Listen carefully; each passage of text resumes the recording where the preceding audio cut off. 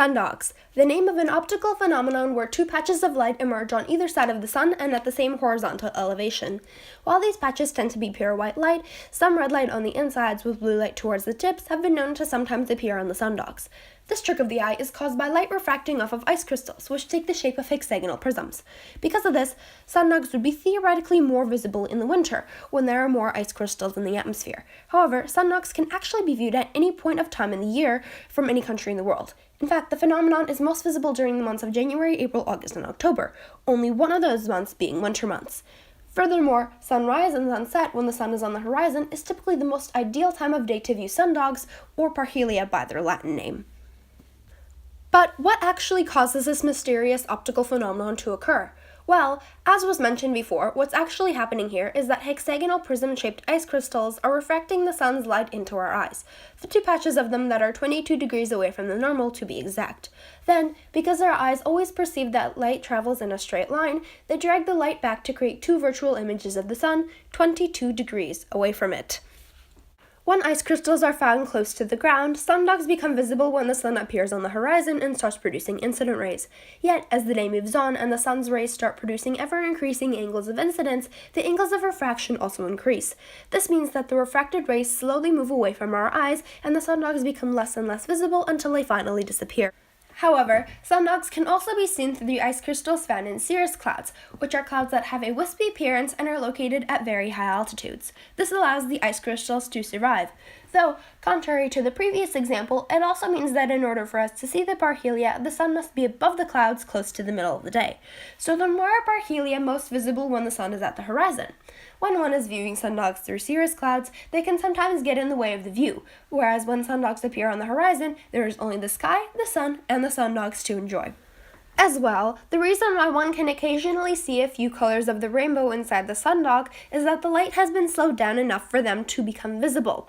This would have to come from there being a higher density of ice crystals in the atmosphere, and thus more obstacles the light has to go through before it can reach our eyes.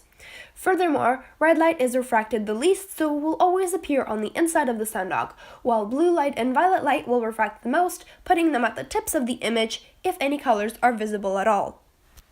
Because of the fact that they also require that light is refracted off of ice crystals to be formed, sun halos can often be viewed alongside sundogs. The only difference being that ice crystals must be in a different formation and location in the atmosphere for a sun halo to appear than for parhelia. Although, interestingly, these same phenomena can occur around the moon, in which case they would be called moondogs or paraselene. That being said, they are a lot less common with the moon due to the moon not being a luminous object. For the paraselene to be visible, the moon would have to be reflecting a lot of the sun's light, and the sky would have to be at least somewhat clear so that the clouds would not be blocking one's view.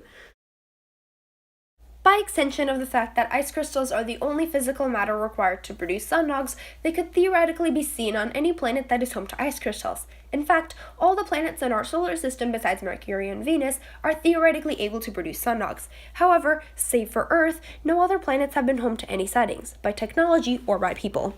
Sundogs is a fairly common optical phenomenon. Common enough not to be considered rare necessarily, however not common enough to be able to see them every day, or even once a week. It is very similar to how rare we typically perceive rainbows to be. Nonetheless, they still managed to get the attention of a few very famous authors who wrote about them in some of their most famous works. A few examples are Aristotle, Cicero, Stephen King, and none other than William Shakespeare himself. Cicero mentioned parhelia in his story On the Republic, while they are featured in Part 3 of Shakespeare's Henry VI. And Stephen King even went so far as to write a short story about sundogs, calling it The Sundog, and publishing it in his collection of short stories titled 4 Past Midnight. Finally, Aristotle wrote this about the phenomenon. 2 mock suns rose with the sun and followed it all through the day until sunset. This actually relates to why sundogs are believed to be called sundogs. Although no one knows the true origins of the term, it is widely believed that the parhelia loyally follow the sun, like a dog would its master.